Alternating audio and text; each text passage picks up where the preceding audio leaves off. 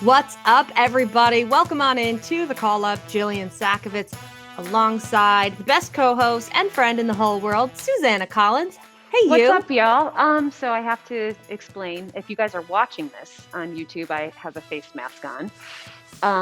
The internet has gone out completely in like my entire neighborhood. And so I had to come up to the common area of my building where they, rightly so, enforce mask wearing.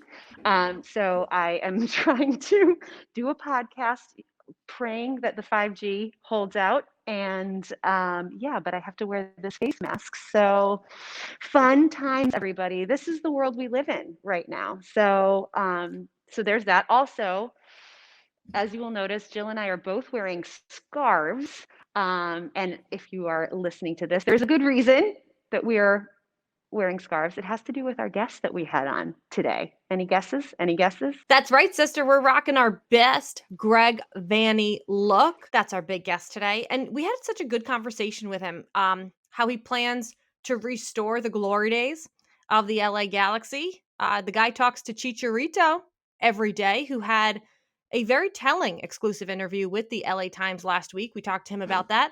And the guy does not deny conversations with Sebastian Giovinco. So that and so much more coming up with Greg Vanney. He's loving life in California right now because it is bitterly cold everywhere else. And big announcement, our podcast is now also going to be featured on Wednesday nights on SiriusXM FC, 8 o'clock p.m. Eastern. Yeah, it is. 5 o'clock Pacific for all you Greg Vanneys living out on the West Coast. So we're very excited about that.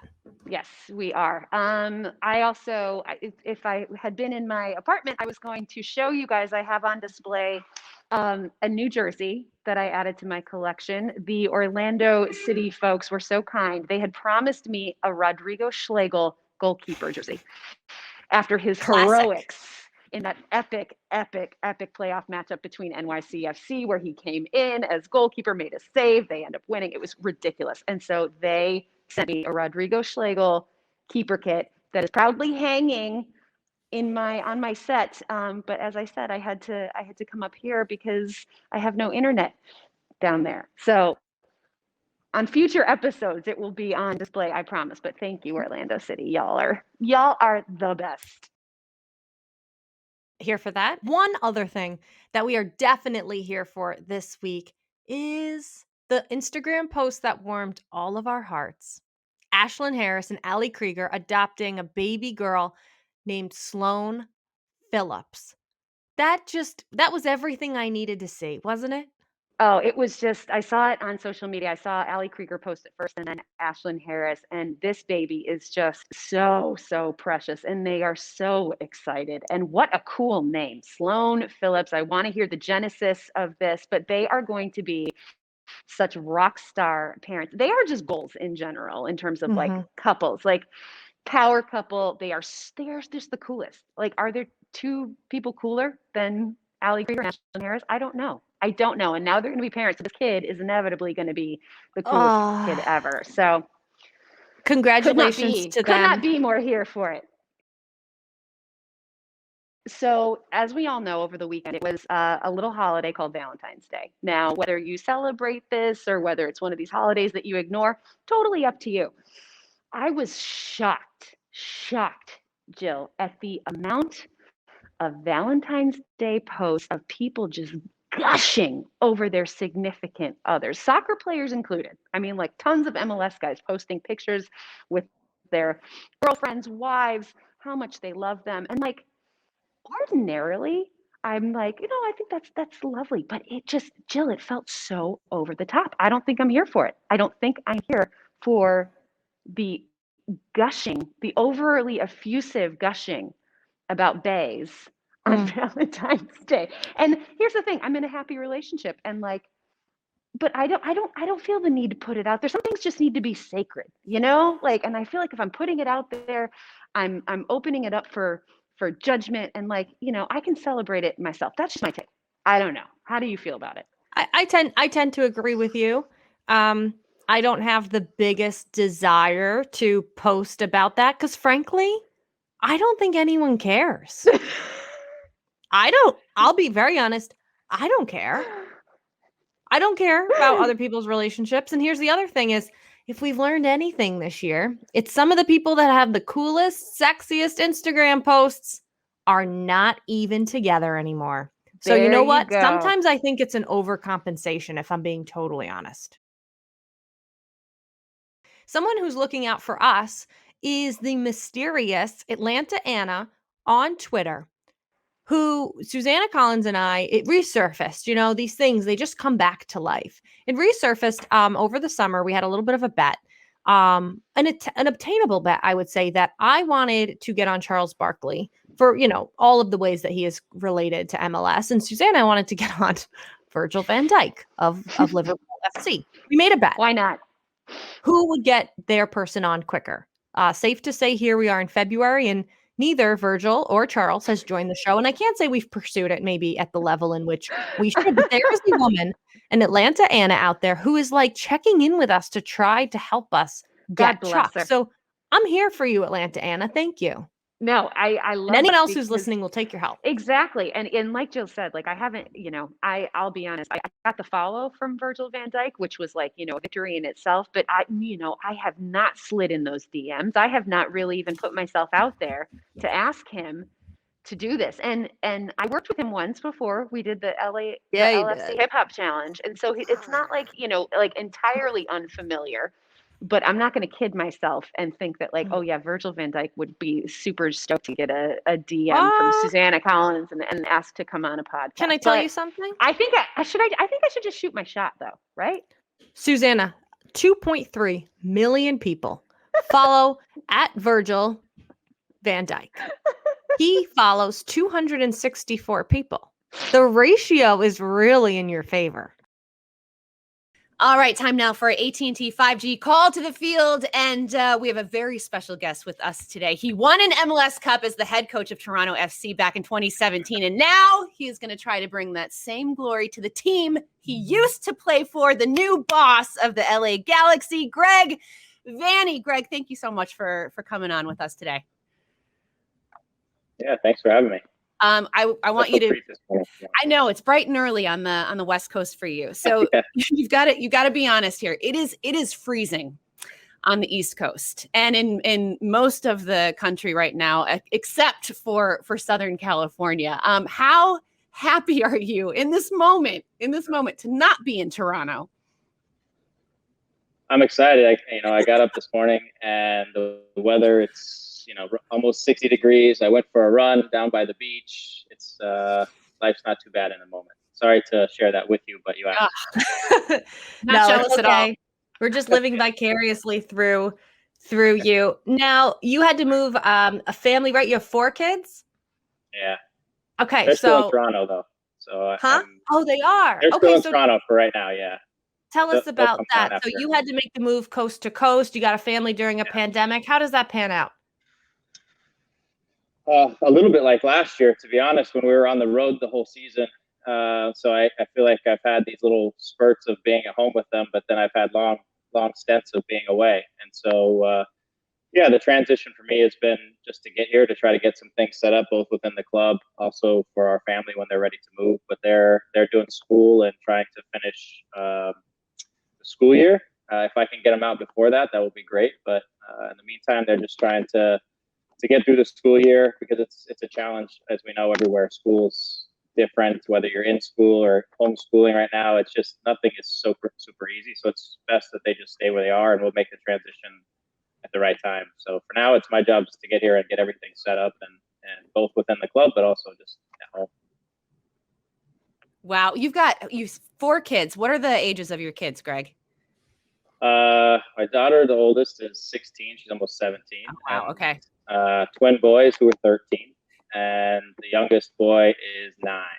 Okay. Oh wow, that's a wide span. What does we like asking our dads this? What do you look like as a dad? What is Greg Vanney the dad like as opposed to Greg Vanney, the MLS head coach?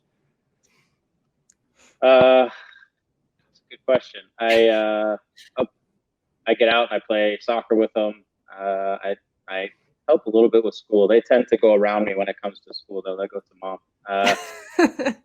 But yeah, we get out, we play, we go for runs, we hang out. We do DJ nights on Friday and Saturday. There's a DJ in Toronto that we listen to, and so little things like that we do to have fun. But otherwise, they're pretty busy. Between them, they're all over the place. So. DJ night. I Wow, that's know. impressive. I watched Nickelodeon with my parents. I feel like know. that's and maybe That some is- Viking games here and there, but that's kind of about it. Going back to who is that, more you or your wife?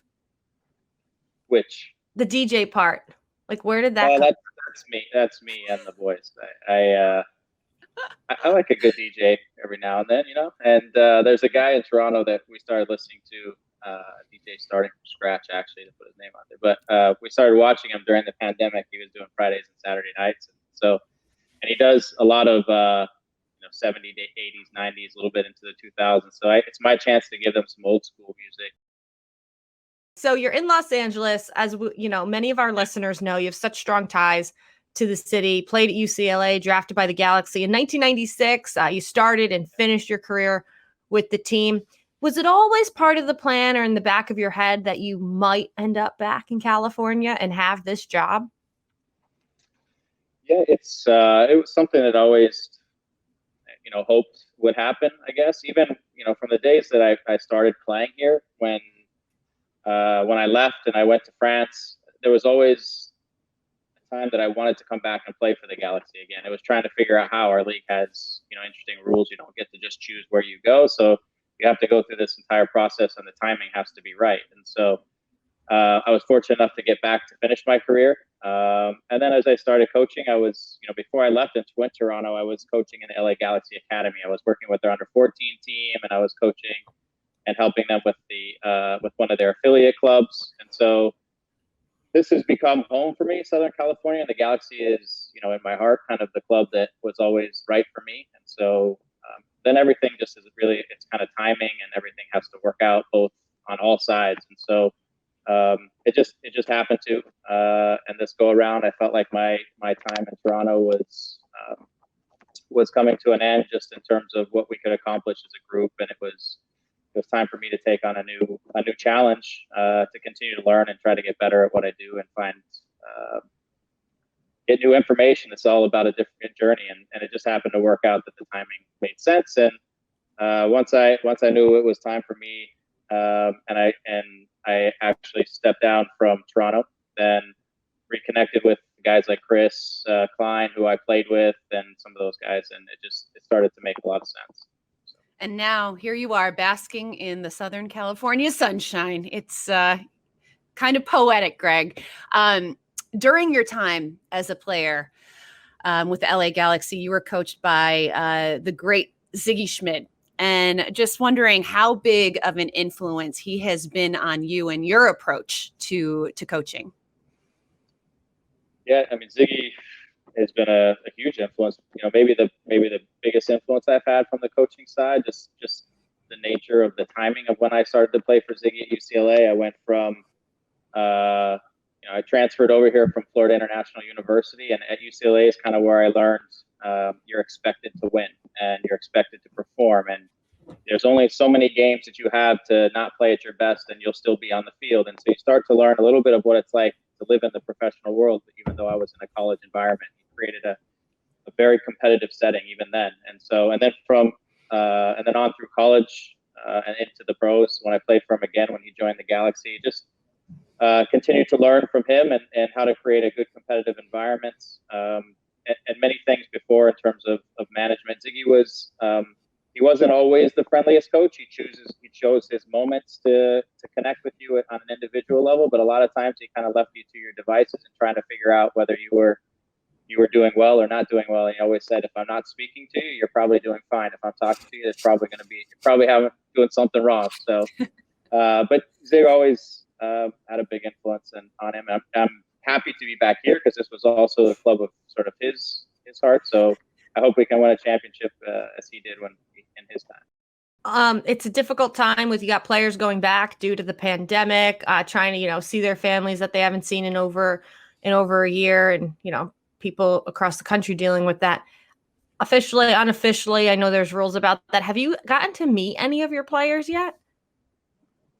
We have the guys, they're doing voluntary training sessions right now. So every now and then they're popping out to the training field and getting together as a group. I've tried to stop by and say hello, just because I know a couple of them, but from just the tour, if you will, but I didn't know many guys. So just trying to introduce myself, I've connected with them on the phone as well. And just to start to establish a base relationship and give them some idea of, what we want to try to do and accomplish, and give them a groundwork for when we get started. Greg, Chicharito came out last week. There was an exclusive in the LA Times, and basically he alluded to him hitting rock bottom, both professionally and personally for various reasons. And, we know that the team struggled and he struggled as well. But he says, he's in a better headspace. He's hired a team of people to help him. Have you had any conversations with him, and what have those looked like? Yeah, many. We probably speak every 2 to 3 days. He's doing great. He looks fit. He's super motivated. He's a great guy, very talkative, and so he's easy to converse with and chat with. He's holding himself to a very high standard right now. I know he's expressed his disappointment at just how things went last year, and he's taken that responsibility, which is a big part of taking the next step. But he's not just talking about it. He's working and he's living it, and we see that every single day. But I'm excited to work with him. I've seen him just kind of moving around the field a little bit, and like I said, he's motivated, and I think he's going to be one of the guys who can really set a standard in our group this year, because we need that within this team. Is to take a step forward. We need a few guys really to step up and help us to hold the standard across the entire team, and he's proven and shown that he's ready to do that, just the way in which he's worked this offseason. So I'm excited to work with him. I think we can create a system and a style of play that really makes sense for him, that can help him to be really successful in front of the goal, which is really where he's made his bread and butter over the years, is putting the ball in the back of the net. So we've got to be a good team to help him, and he's got to do his thing. You are obviously no stranger to superstars Sebastian Giovinco, Michael Bradley, Josie Altidore with TFC, and, coaching some of these guys in their total prime. To get Chicharito at his MLS prime, how do you go about that as a coach? What is your role in getting that Chicharito that we heard about, 12 months ago?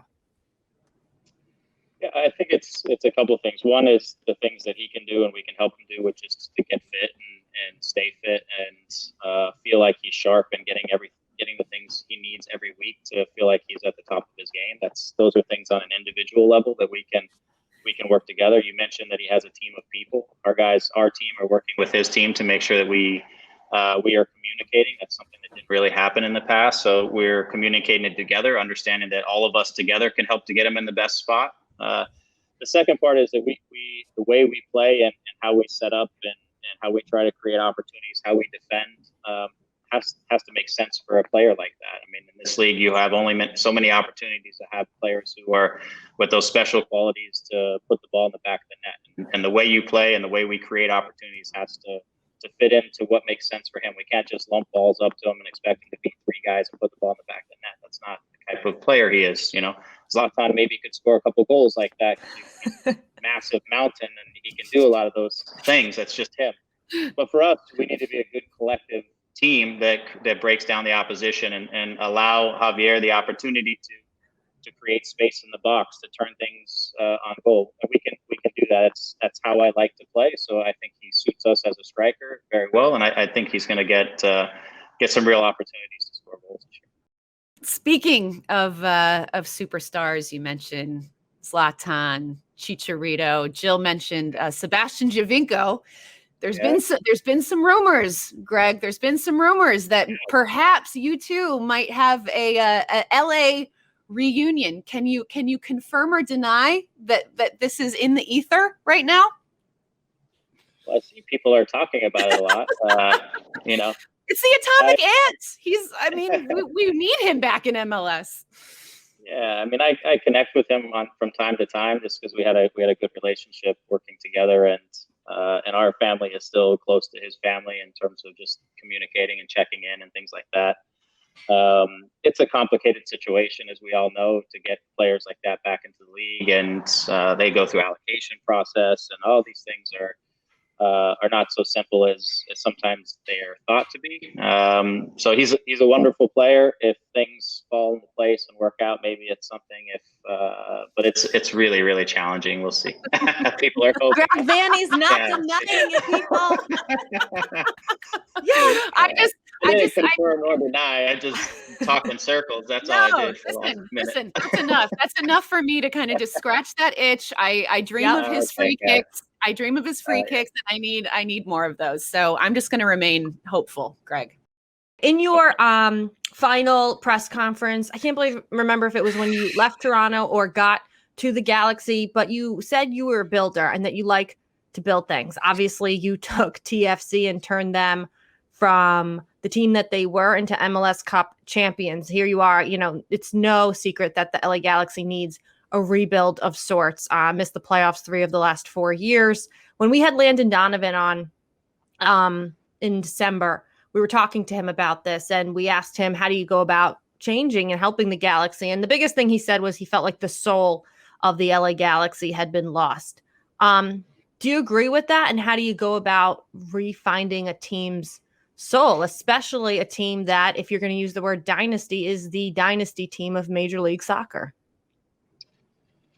Yeah, I mean, I think for Landon, I think that's a good way to put it. I don't know if I'd use the same words, but I get the point as I've watched from outside, but now I'm starting to get inside and feel some of what's been going on, I guess, because you start to communicate with people and you start to get a feel for where things were at, and within that you can help to determine the direction and the path to where we need to go. What I would say is, we need to continue to build the infrastructure in the club first and foremost. I think there's some things that, when I sit down and talk to Chris Klein and Dennis, and there's some things that we need to get in place that I think the clubs nowadays that are really doing well, we need to get those firing better, and actually some things just in place. The second part is we just need to have a clear plan, and we need to do a better job of setting the standard and holding the standard. And the standard at this club is of the highest order. It's competing for championships. It's winning championships. It's how we train every day, having a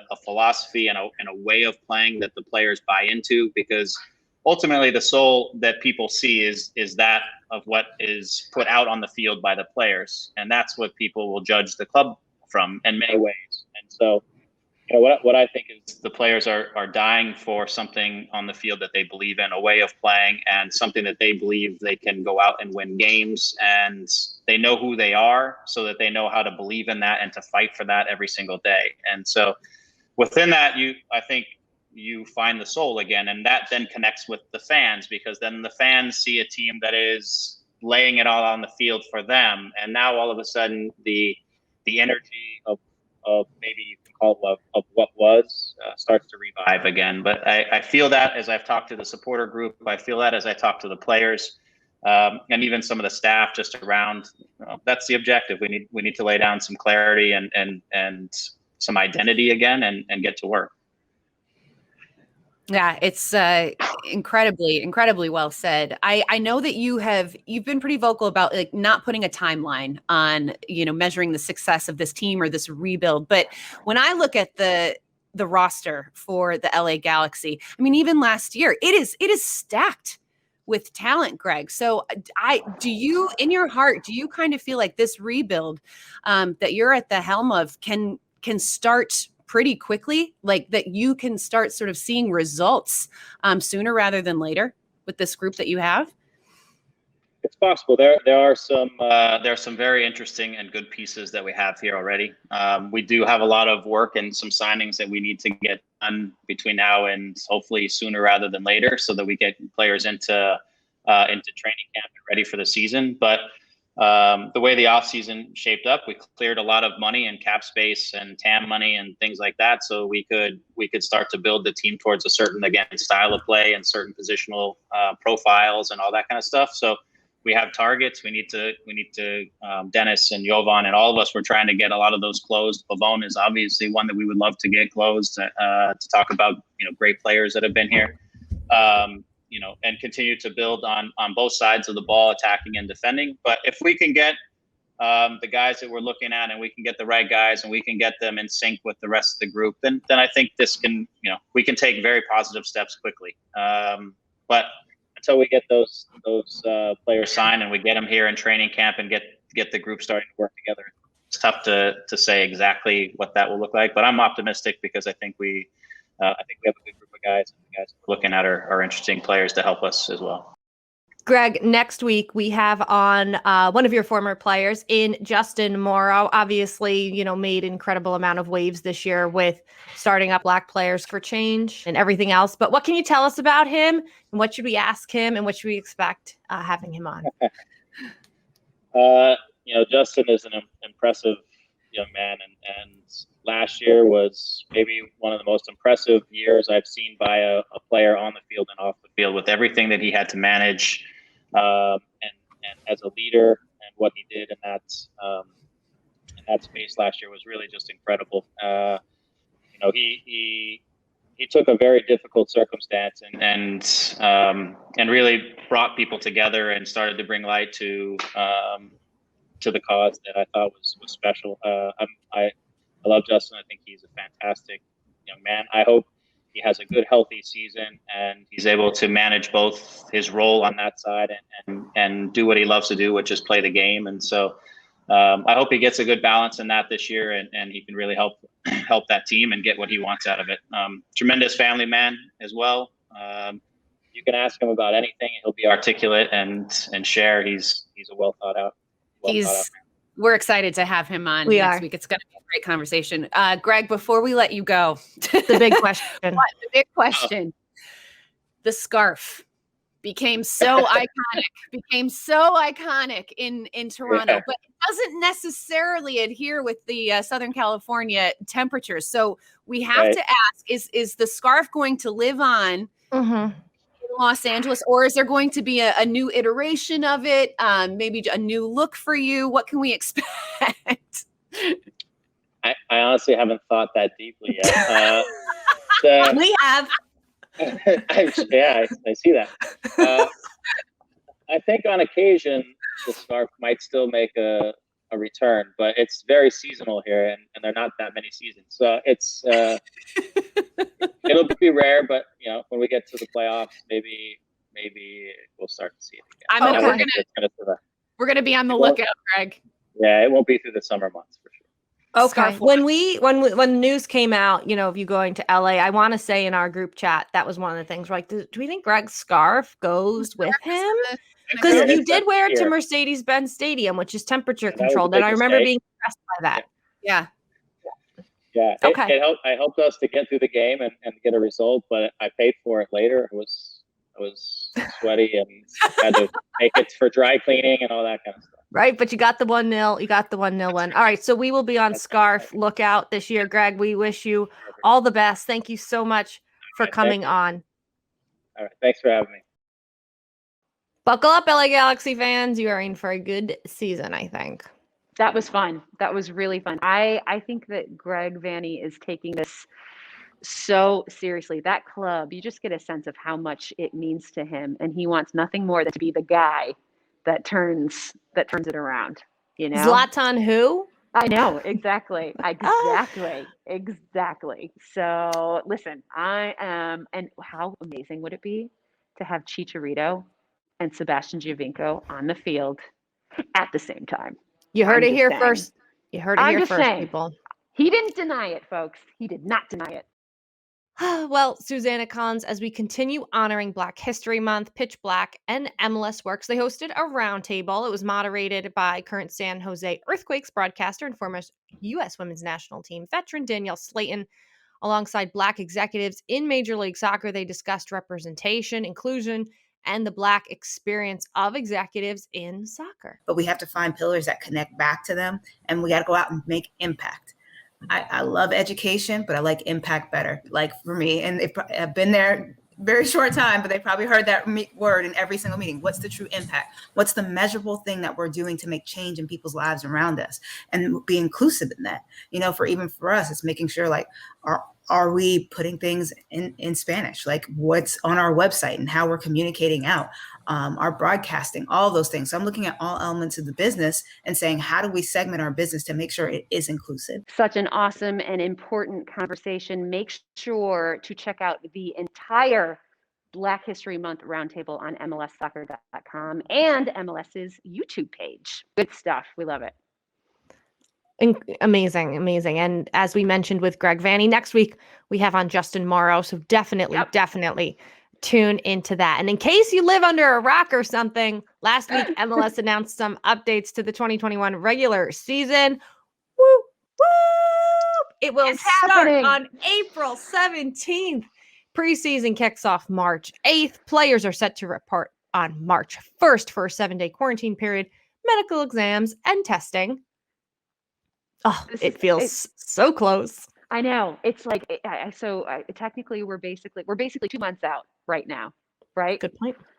2 months until we get actual meaningful games. And I am just so itching for it, Jill. I think maybe it's the cold weather. Like, I'm just ready. I'm ready for some soccer, to feel some normalcy, some joy, get my mind off of things. Like, this is exciting. I'm so looking forward to this season.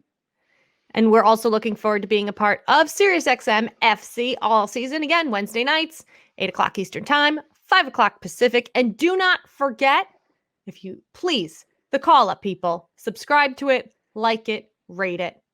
All of those good things. The least you can do. All of those good things. I love too. Like, you know what? It's just like more options for you guys. Like, more ways to take in the call up. Thank you, Siri. Multiple times. Super stoked to be working with them. So listen, we're going places, kid.